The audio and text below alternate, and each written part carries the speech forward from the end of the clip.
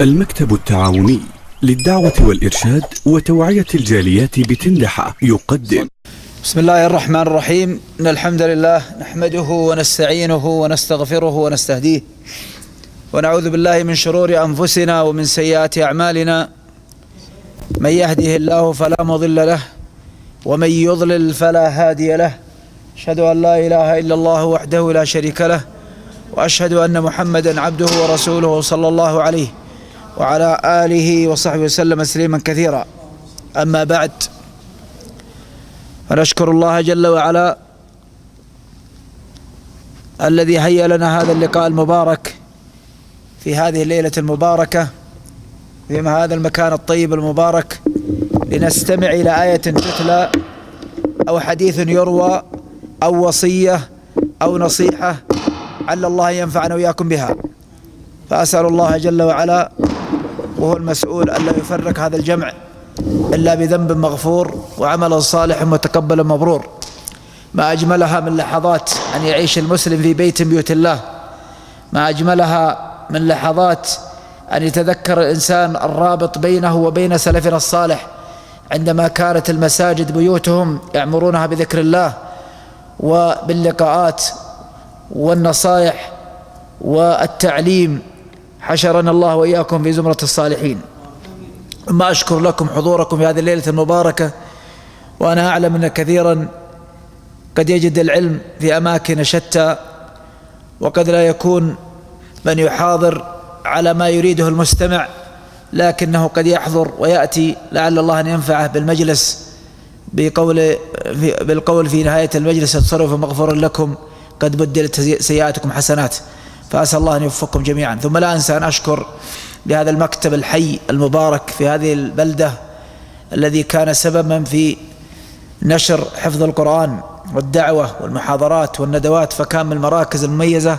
أسأل الله أن يوفق القائمين عليه، ومن أنشأه أن يوفقه وأن يتقبل منه على كل شيء قدير.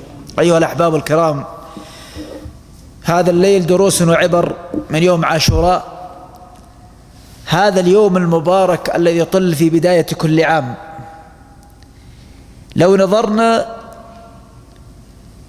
إلى اللحظات أو إلى الأيام أو الوقت الذي قضاه الرسول قبل هذا الأمر الذي وجده في المدينة صلى الله عليه وسلم، وقد خرج من مكة طريدا فريدا صلى الله عليه وسلم مهدد بالقتل، يطارده قوم لا يعرفون قيمته ولا يعرفون ما يدعو إليه، بل جاهلية وعصبية واستبداد بالرأي، ويراد القضاء على الرسول والرسالة صلى الله عليه وسلم، حتى يصور الشاعر فعل أولئك القوم بأبيات من الشعر تكتب بماء الذهب. يقول: يا طريدا ملأ الدنيا اسمه، يا طريدا ملأ الدنيا اسمه، وغدا لحنا على كل شفاه، وغدت سيرته أنشودة يتلقاها رواة عن رواه، وغدت سيرته أنشودة يتلقاها رواة عن رواه. ليت شعري هل درت، ليت شعري هل درت من طاردته أمة هبل معبودها شاهت وشاه. طاردت في البيد من ضوأها منزلا لا يبلغ النجم مداه، صلى الله عليه وسلم. اللهم صل وسلم عليه. يعني مهدد من جبل إلى جبل، الوجه الأنور والجبين الأزهر، اللهم صل وسلم عليه. أفضل ولد آدم وأفضل البشرية تطاردها أمة جاهلة لا تعرف قيمته، وهو ينحدر من شاهق ويصعد شاهق، اللهم صل وسلم عليه. ثم يصل إلى المدينة صلى الله عليه وسلم، والحديث يطول، فيجد اليهود يصومون. قال: ماذا سألهم عن ذلك صلى الله عليه وسلم؟ قالوا: هذا يوم نجى الله فيه موسى وقومه، نجى الله فيه موسى وقومه. قال: أنا أحق بأخي منكم، فصامه وأمر بصيامه صلى الله عليه وسلم. هذا اليوم وتاريخه أخبر بالوحي والتفاصيل بعد ذلك صلى الله عليه وسلم، حتى يعلم أمته هذا السبب لهذا اليوم، وحتى تبدأ السنة للأمة بهذا الانشراح وهذه البشائر التي ينبغي ونحن في هذا الزمن بالذات نحتاج هذه البشائر.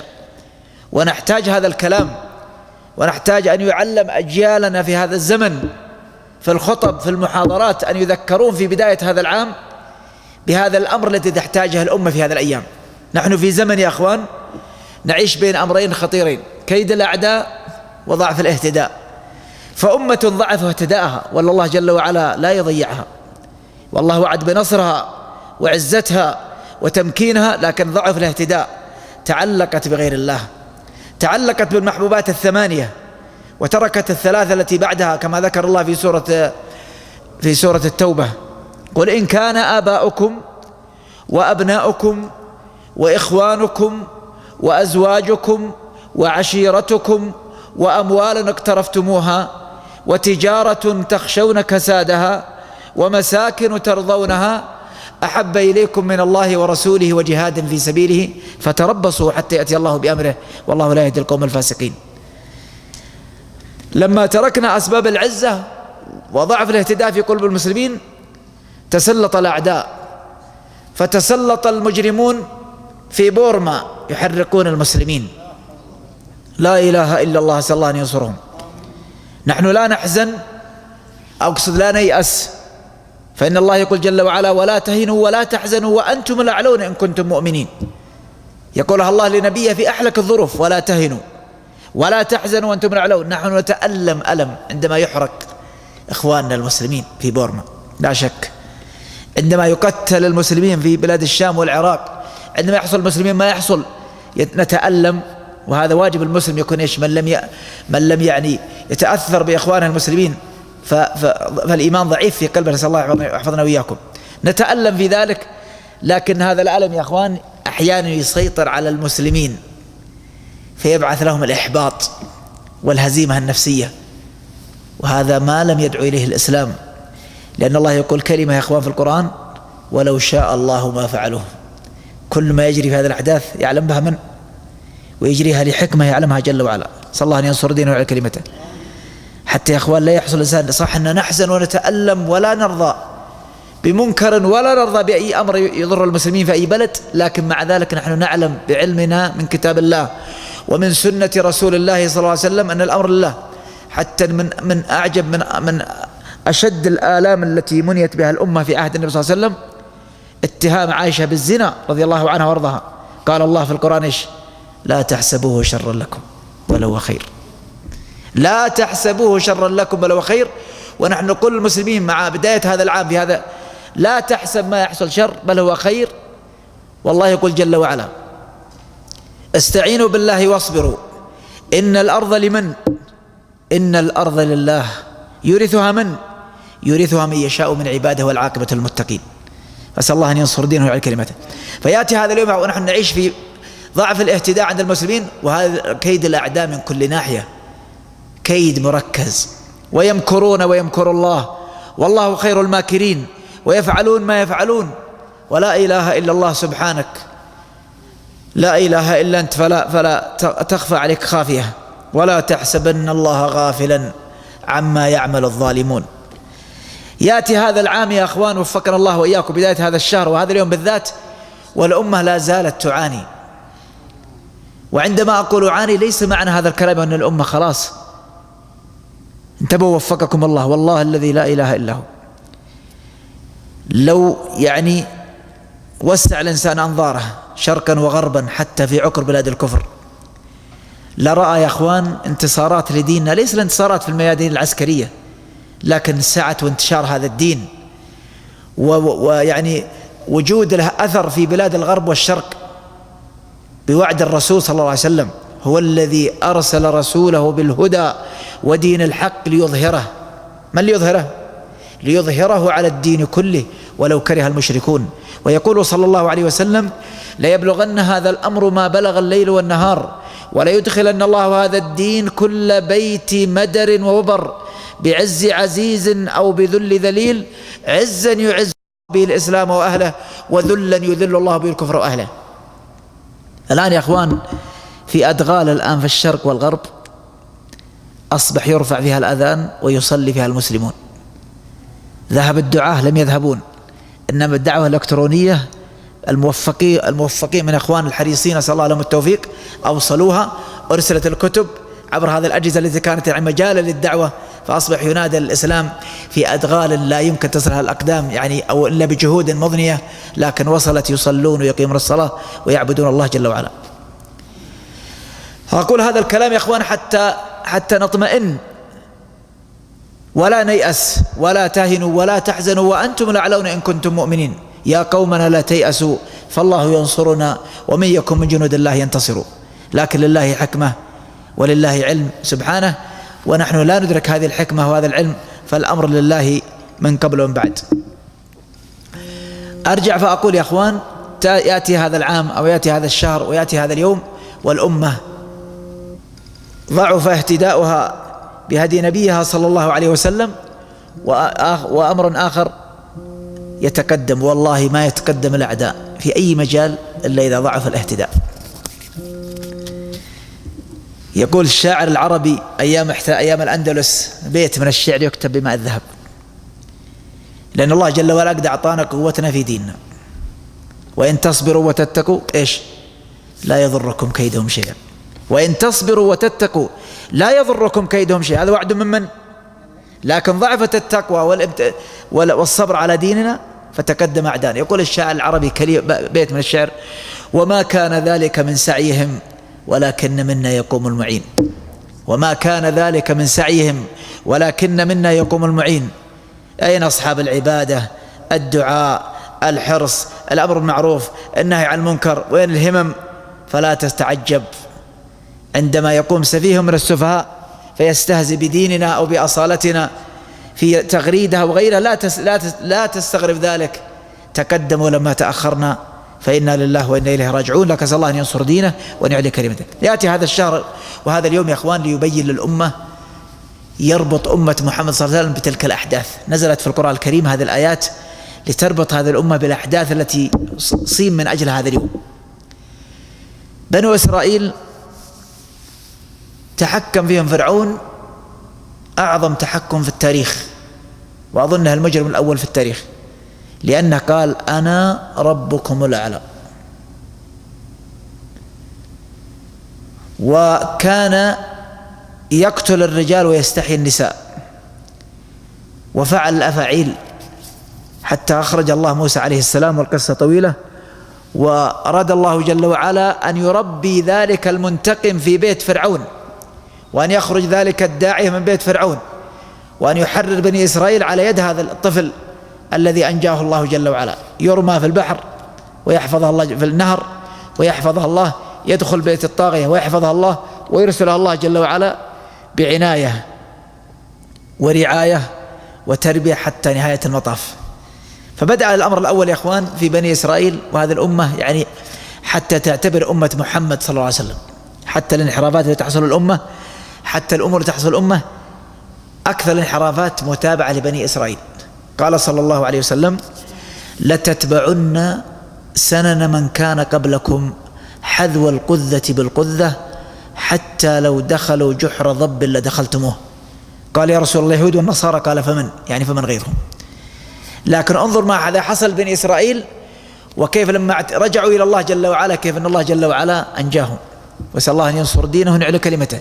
وقد جعل الله لهذه الأمة عمد، اللهم لك الحمد. الحديث مشهور يا أخوان، تعرفوا الحديث. قال صلى الله عليه وسلم: إذا تبايعتم بالعينة، يعني نوع من أنواع الربا، وأخذتم بأذناب البقر، ورضيتم بالزرع، وتركتم الجهاد في سبيل الله، سلط الله عليكم ذلا لا ينزعه عنكم. لو وقفنا هنا كأنه حزنين، لا ينزع عنكم حتى تعودوا إلى دينكم. واللي يعرف اللغة العربية حتى تفيد إيش؟ تفيد الغاية، يعني فيه نهاية. اللهم لك الحمد، حتى تعودوا إلى دينكم. هذا الذلة له نهاية، نسأل الله أن ينصر دينه ويعلي كلمته. فانظروا إلى هذا المسيرة. مرت موسى عليه السلام مع بني إسرائيل، مروا في عهد فرعون ب5 مراحل. المرحلة الأولى مرحلة الاستضعاف، يذبح أبناءهم ويستحيي نساءهم. أتذر موسى وقوم ليفسدوا الأرض؟ قال سنقتل أبناءهم ونستحيي نساءهم وإنا فوقهم قاهرون. شوف هذا الكلمة، وإنا فوقهم إيش؟ قاهرون. فأراد الله جل وعلا أن ينقذ بني إسرائيل، فبعث موسى عليه السلام، وأراد الله جل وعلا أن يؤهل من ينقذ بني إسرائيل، فأخرج الله موسى عليه السلام. وقال الله جل وعلا بعدما بلغ شده واستوى آتيناه حكمه وعلمه وكذلك جزاء المحسنين. موسى عليه السلام تأهل وبعث إلى بني إسرائيل وذهب إلى فرعون، وهذا الطاغية المجرم المعروف ببأسه وبطشه وانتقامه. فلما أرسل الله جل وعلا طلب أن يرسل معه أخاه هارون، فأرسل معه أخاه هارون ودخل على فرعون ودعاه وبين له الحق، وفرعون يستخف به فيقول كما حكى القرآن: ألن نربك فينا وليدا؟ يقول ترك عندنا ربيناك. كلمات الجبابرة والمحتقرين والمستهزئين والمعتزين بما هم فيه من الدنيا ليسخر من فرعون. ألم نربك فينا وليدا ولبثت فينا من عمرك سنين؟ يعني يقول ترى احنا ربيناك وحين كنت في قصرنا وكنت عندنا، لا أنت بغيت. شوف الكلمات. وفعلت فعلتك، قتلت القبطي تذكر، وفعلت فعلتك التي فعلت وأنت من الكافرين. رد موسى عليه السلام بالعزة المنة لمن؟ قال: فعلتها إذا وأنا من الظالمين، ففررت منكم لما خفتكم فوهب لي ربي حكمه وجعلني من المرسلين. رد عليه السلام إلى أن قال: أولو جئتك بشيء مبين؟ قال: فأتي به إن كنت من الصادقين. فألقى عصاه فإذا هي ثعبان مبين، وأخرج يده فإذا هي بيضاء للناظرين. آيات من آيات الله. وحكم بعدها فرعون مع المال على أنه ساحر موسى عليه السلام، وحكم عليه بأن هذا ساحر. وسبحان الله، بعث موسى في زمن فرعون والسحرة في قمة، هم اللي يتحكمون في العالم كله، يتحكمون بالسحر ويقلبون الحق باطل ويزينون الباطل، سحرة. فأخرج الله موسى عليه السلام ليتحداهم، فنادى فرعون وجمع فرعون السحرة وجعل الموعد يوم الزينة يوم العيد، فاجتمعوا جميعا. ثم تقدم السحرة إلى من؟ إلى فرعون. قالوا: إن لنا لأجرا إن كنا نحن الغالبين، لو فزنا اليوم إيش لنا؟ قال: نعم وإنكم المقربين، لكم جوائز وتكونون تقربون مع الملأ أو الحاشية. نعم. فخرجوا جميعا وفرعون يتابع الحدث ومن معه.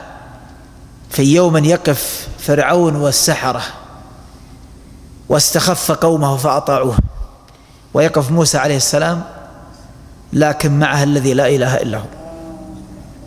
نسأل الله أن ينصر دينه ونعلي كلمته، نسأل الله أن يحفظ عباده المؤمنين وأن يذل الشرك والمشركين وأعداء الدين.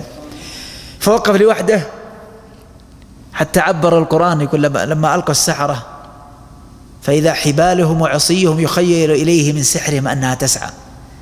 قال الله: فأوجس في نفسه خيفة، جاءته يعني وحشة داخلية، أوجس في نفسه خيفة موسى فأتاه الإعلام من الله: قلنا لا تخف إنك أنت الأعلى. هذه النتيجة المقدمة، الله يحفظنا وإياكم. لا تخف إنك أنت الأعلى، وألق ما في يمينك تلقف ما صنعوا إنما صنعوا كيد ساحر ولا يفلح الساحر إذا أتى. تبوا يا أخوان، وإذا العناية لاحظتك عيونها نم فالحوادث كلهن أمان. إذا الله يحفظك ترى كل شيء عندك بيحفظك الله. وإذا العناية، عناية من؟ عناية الله. وإذا العناية لاحظتك عيونها نم فالحوادث كلهن أمان.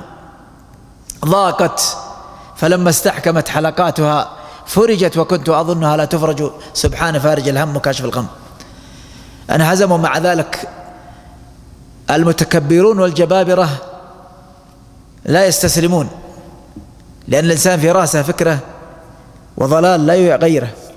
فلما رأى السحرة هذا الأمر اللي يبهرهم وهزماه، يعني جابوا قمتهم بكل ساحر عليم، هذا خلاصة السحرة، عرف أن هذا الأمر غير، ما هو سحر هذا. فألقي السحرة ساجدين، قذف الله في قلوبهم الإيمان وسجدوا يعني أسلموا. قال: آمنتم له قبل أن آذن لكم. شوف الكبر، يعني ما تمرون عليه تستأذنون ثم تسلمون. أسأل الله أن يطهر قلوبنا من الكبر.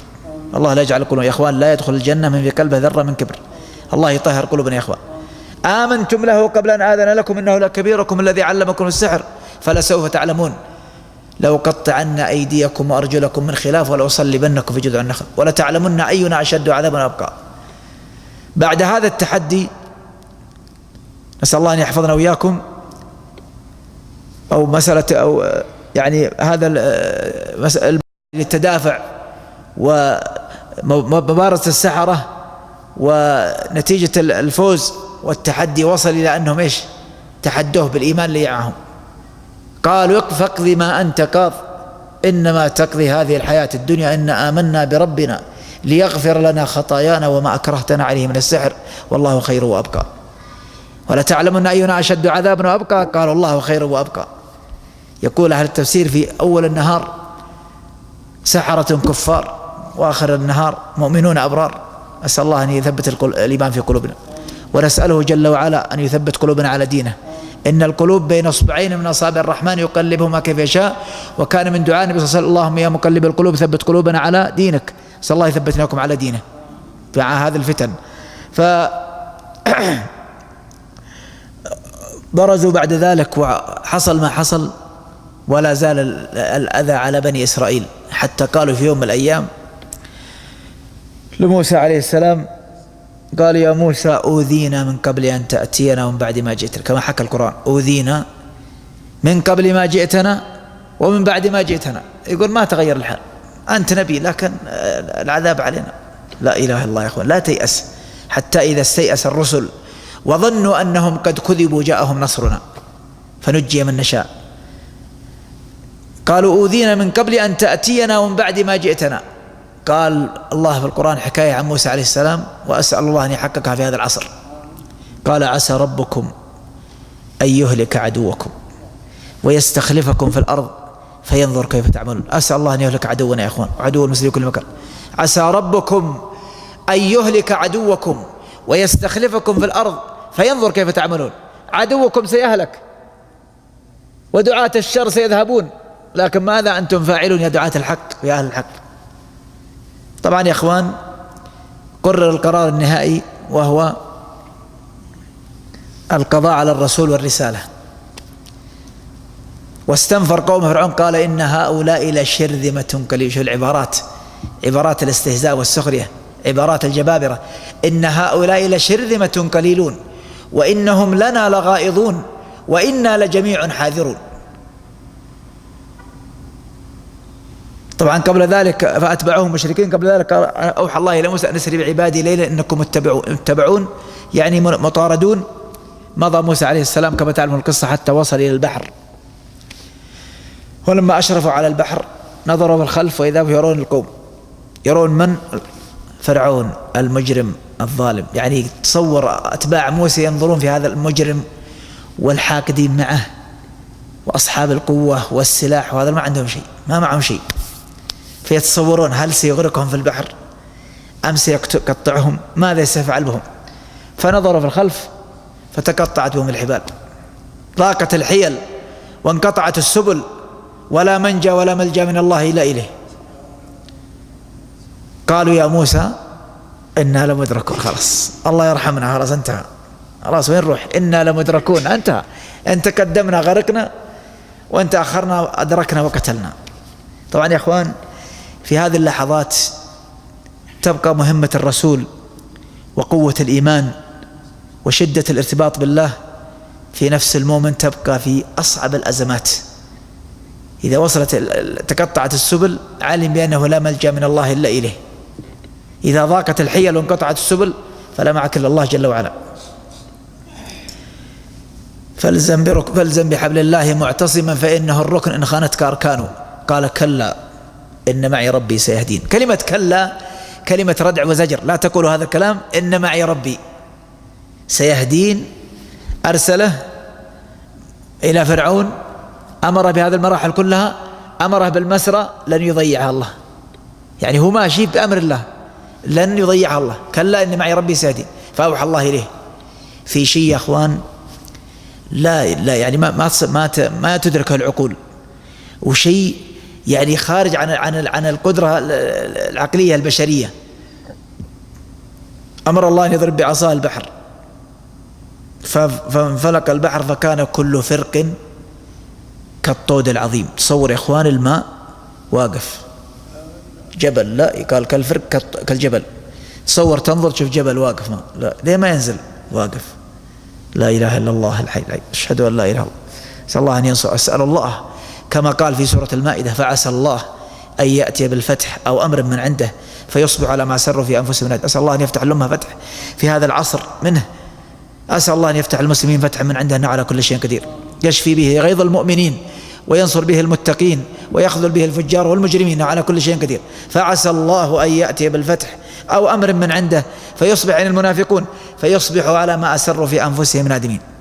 فلما وصل تجمد الماء، وقف الماء ويعبرون معابر على أسباط بني إسرائيل. يقول الله في الآية لا تخافوا دركا ولا تخشى، حتى الأرض مسهى يمشون ويعبرون، ويدخل فرعون خلفهم ويخرج آخر الناجين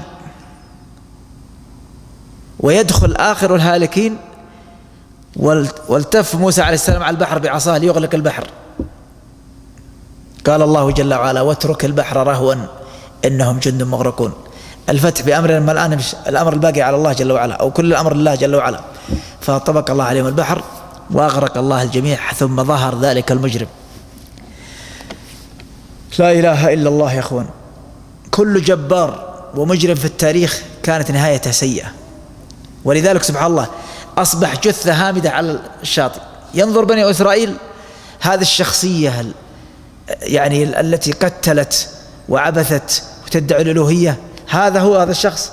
وأصبح كما قال الله جل وعلا اليوم ننجيك ببدنك لتكون لمن خلفك آية. وهي الآن موجود فين؟ في مصر يا أخوان، موجود عبرة للمعتبرين وآية من آيات الله جل وعلا في انتقامه من الظالمين، وأنجى الله بني إسرائيل. هذه الأحداث يا أخوان باختصار هي سيرة لأمة محمد صلى الله عليه وسلم. ولذلك يقرأ سورة القرآن يقرأ قصة موسى في سورة كذا وسورة كذا وسورة كذا. قصص الأنبياء كلها واردة، والقرآن فيه القصص عبرة لأمة محمد صلى الله عليه وسلم. حتى الاستهزاء ماذا قال الله فيه؟ لقد استهزئ برسل من قبلك، اللهم صل وسلم عليه. هذا درس يا إخوان لأمة محمد في بداية كل سنة. تمر كل سنة بمآسيها، ثم تأتي السنة تعيد الأمل للناس. الله جل وعلا سينصركم، الله سيعلي دينه، الأمر لله من قبل ومن بعد. في بداية كل سنة ليست المسألة صيام عاشوراء فقط، إنما ذكرى وعبرة وعظة لأمة محمد صلى الله عليه وسلم. ونحن نقول يا إخوان حتى نكون صادقين، لا شك أننا نتألم يا إخوان، بل يمكن وصل بالحال الناس يقول يا إخوان متى نصر الله يا إخوان. المسلمون في كل بلد أمرهم يشكى إلى الحي القيوم، لكن معنا الله الذي لا إله إلا هو. والله الذي لا إله إلا هو لا نشك في حكمة الله ولا في وعد الله، ولكن لله الأمر من قبل ومن بعد. ولذلك إخوان واجبا على المسلمين في هذا الزمن أن يفعلوا ما أمرهم به الله جل وعلا من عبوديتهم لله، وأن يفعل الإنسان قدر استطاعته، لا يكلف الله نفسا إلا وسعها. أما الأمر يودي بيد من؟ بيد الله. ولذلك يقول الله جل وعلا في القرآن من المؤمنين رجال صدقوا ما عاهدوا الله عليه فمنهم من قضى نحبه ومنهم من ينتظر وما بدلوا تبديلا. المشكلة في التبديل، أن تبقى على دينك وعلى اعتزازك بدينك، وإذا لم تستطع قول الحق فلا تقول الباطل، يبقى على دينك وعلى سنة نبيك صلى الله عليه وسلم، لكن الأمر لمن؟ لله. وكلما تكالبت الظروف تذكرت تلك السيرة المباركة. انظروا يا أخوان وفقنا الله وإياكم إلى قصص الأنبياء في التاريخ على مدار التاريخ. في نهاية القصة أنجينا نوحا والذين معه، أنجينا هودا والذين معه، أنجينا صالحا والذين معه. في نهاية المطاف من فاز؟ الأنبياء عليهم السلام. لكن بحكمة الله جل وعلا أن الله جعل للنصر أسباب. تصور يا أخوان لما أتى صلح الحديبية سيدخل المسلمون، وتكلم عمر رضي الله عنه وأرضاه بكلمات. يا إخوان انتبهوا بارك الله فيكم كيف يعني العلاقة بين العقل والنقل.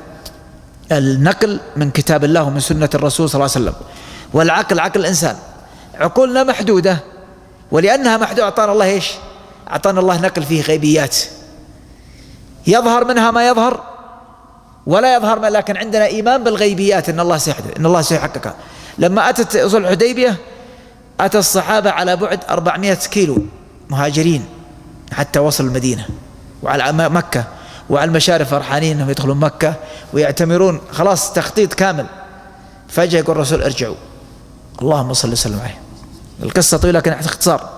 لما وصل ريع الحديبية بركت القصواء اللي هي ناقة النبي صلى الله عليه وسلم. فلما بركت قال بعضهم خارت القصواء، يعني من طريق تعبت خلاص هملت. قال والله ما خارت، يقول صلى الله عليه وسلم والله ما خارت وما ذلك لها بخلق، إنما حبسها حابس الفيل. والله لا تسألني قريش اليوم شيء إلا أعطيتها إياه. اللهم صل وسلم. طبعا هذا الرجل الشخصية صلى الله عليه وسلم يمشي بأمر الله، اللهم صل وسلم عليه، ولا يتعجل الأمور بل يمضي كما أمره الله جل وعلا. فلما رأى الأمر الصحابة والرجوع داكوا في الأمر وتأثروا أمر صلى الله عليه وسلم أن يحلوا يعني وضع. فتحدث عنه عمر رضي الله عنه كأنه يقول متحدث عن الناس، فقال يا رسول الله ألسنا وهم على الباطل؟ قال بلى. يا رسول الله ألسنا مسلمون هم كفار؟ قال بلى. قال يا رسول الله ليس الله ينصرنا؟ قال بلى. قال فلما نأخذ الدنية في ديننا؟ ليه نرجع ندخل نقتلهم وندخل، إن قتلنا فشهداء وإن قتلنا والأمر شو تصور. فرد الرسول انتبهوا هذا الكلمة، انتبهوا هذا الكلمة. قال بعض الناس لما يتكلم يقول يا أخي بالعقل، يا أخي بالعقل. في المسألة العقل ما هو القضية قضية شرع ودين. فالرسول رد كلمة يا إخوان حتى اسمعوا الله يفكم. إذا استحسنت عقولنا عادات أو تقاليد أو أي أمر ورأينا في الشرع شيء يخالف عاداتنا فالمرجع الشرع، لأن المرجع هو الله، المرجع كتاب الله وسنة رسوله صلى الله عليه وسلم. فقال صلى الله عليه وسلم يا عمر لكني رسول الله، اللهم صل وسلم عليه. يقول هذا كلامك عقلك يقول لك لكن أنت يا عمر رسول الله، بمعنى أني أمضي بما يريد الله جل وعلا، أنا أسير مسيرة. يا أيها الرسول بلغ إيش ما أنزل إليك من ربك. هو يمشي بتدبير من تخطيط الحي القيوم. يا أيها الرسول بلغ ما أنزل إليك من ربك وإن لم تفعل فما بلغت رسالته والله يعصمك من الناس.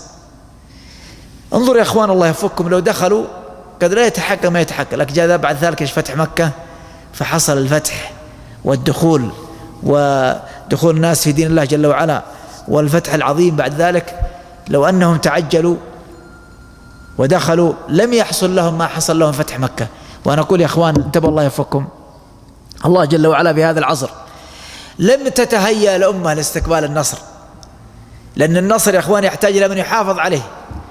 وقد رأينا في بلدان كثيرة يعني حصلت انتصارات جزئية لكن لم يكن القاعدة مهيئة لحفظ هذا الإسلام وهذا النصر فضاع بعد ذلك. لا بد الله جل وعلا يهيئ هذه الأمة، أسأل الله أن ينصر دينه وأن يعلي كلمته. وأنا أقول هذا الكلام وأقول وأكرر يا أخوان، ليس الإنسان مطلوب به أن يفعل ما ليس في وسعه، بل يوكل الأمر لله الذي لا إله إلا هو.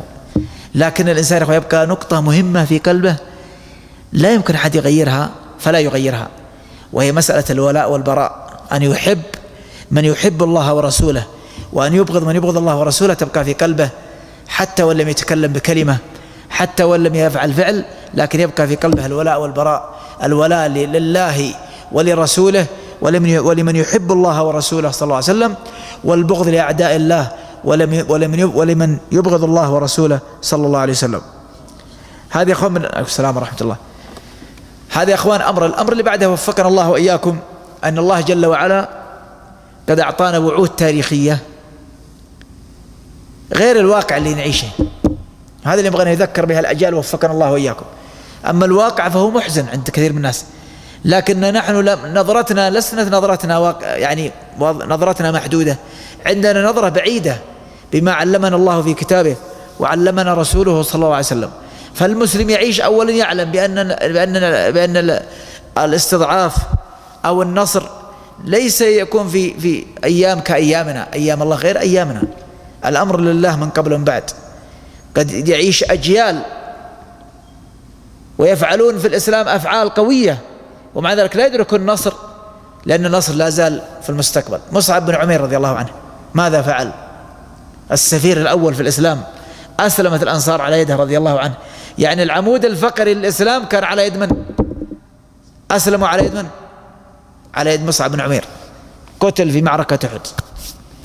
لم يتمكن الانتصار وفتح مكة بكي، وذلك نزل فيه وفي من كان مثله من المؤمنين رجال صدقوا ما عاهدوا الله عليه، فمنهم من قضى نحبه ومنهم من ينتظر وما بدلوا تبديلا.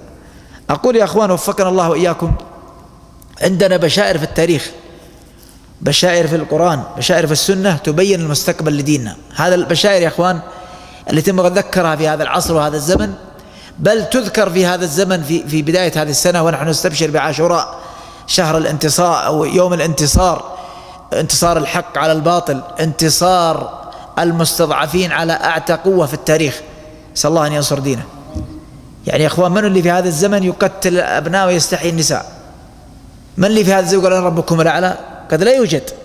أعتى قوة مرت على التاريخ ومع ذلك جعلها الله تحت أقدام المؤمنين. نسأل الله أن ينصر دينه ونعلي كلمته.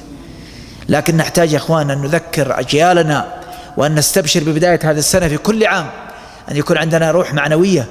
يعني يا أخوان تقوية العزائم في زمن الهزائم هذا أمر مهم. تقوية العزائم في زمن الهزائم هذا مهم. تنمية الاعتزاز في زمن الاهتزاز هذا أمر مهم. أن ننمي الاعتزاز في قلوب الأجيال، والأمر لله من قبل ومن بعد. نحن أمة أمرنا إلى الحي القيوم عز وجل، والله جل وعلا يقول ولا تهنوا ولا تحزنوا وأنتم الأعلون إن كنتم مؤمنين، أن يمسسكم قرح فقد مس القوم قرح مثله وتلك الأيام نداولها بين الناس. وكما قال الشاعر فلنا الأمس وهذا يومكم ما أرى الأيام إلا قلبا. فلنا الأمس وهذا يومكم ما أرى الأيام إلا قلبا. لكن كما قال صلى الله عليه وسلم ريح الإسلام دائرة فدوروا ما حيث دارت. انتبهوا لهذه الكلمة، ريح الإسلام دائرة فدوروا ما حيث إيش؟ مر المسلمون بالنصر واليوم يمرون بإيش؟ بالضعف. لكن ريح الإسلام إيش؟ من الخاسر؟ من خرج عن هذا الدائرة. ريح الإسلام دائرة فدوروا ما حيث إيش؟ لا بد يمرون بضعف، لكن ريح الإسلام دائرة فدوروا ما حيث دارت وسينصر الله دينه. اسمعوا هذا الأحاديث يا أخوان المبشرة، نسأل الله أن ينصر دينه على كلمته، وهي جميل نذكرها في بداية هذا السنة في يوم الانتصار يوم عاشوراء في هذه الذكرى العظيمة. يقول صلى الله عليه وسلم، والحديث رواه ثوبان رضي الله عنه في صحيح الإمام مسلم، يقول صلى الله عليه وسلم إن الله زوى لي الأرض. يقول الشيخ الفوزان حفظه الله زوى الأرض أي صغرها حتى رأى مشارقها ومغاربها، صغرها لنبيه صلى الله عليه وسلم، والله على كل شيء قدير. إن الله زوى لي الأرض فرأيت مشارقها ومغاربها وإن ملك أمتي، ما قال دعوة أمتي، فرق بين الدعوة والملك، وإن ملك أمتي سيبلغ ما زوي لي منها. نسأل الله أن ينصر دينه على كلمته. ثم ذكر في وسط الحديث ولا تقوم الساعة حتى تصطفق أليات نساء دوس حول صنم معين أو ما ذكر صلى الله عليه وسلم في الحديث إنه سيكون هناك انحرافات. لكن مع هذه الانحرافات ختم الحديث بهذه البشارة في آخر الحديث. شوف لما تصور أن ملك أمتي سيبلغ وسيحصل في آخر الأمة شيء من الانحراف وشيء من دعوات التغريب والشر والفساد، قال في نهاية الحديث ولا تزال طائفة من أمتي على الحق منصورة لا يضرهم من خذلهم ولا من خالف حتى يأتي أمر الله لا يجعلني وياكم منهم. لا تزال أي مستمرة، طائفة أي جماعة كبيرة على الحق، أي سيبقى الحق. اللهم لك الحمد. من يطمس الحق يا إخوان؟ من يستطيع أن يطمس الحق؟ لا يطمس على الحق. ثم اسمعوا البشارة منصورة أي سيبقى لهذا الدين من ينصره. نسأل الله أن ينصر دينه. تعرفون يا إخوان الحديث على رأس كل 100 سنة، على رأس كل 100 عام يبعث الله لهذه الأمة يجدد أمر دينها. الله ينصر دينه ونعلي كلمته. قال على الحق منصورة أي سيبقى الحق قوة تنصره. الله يجعلنا من أنصار دينه. لا يضرهم من خذلهم، مخذلين المستهزئين، دعاة التغريب، دعاة التقريب، دعاة التسرع، المخذلين هؤلاء لا يضرهم من خذلهم ولا من خالفوا، حتى من المخالفين في الخارج من يخالفون ديننا وأصالتنا لا يضرهم من خذلهم حتى يأتي أمر الله. الله يجعلنا من أنصار دينه.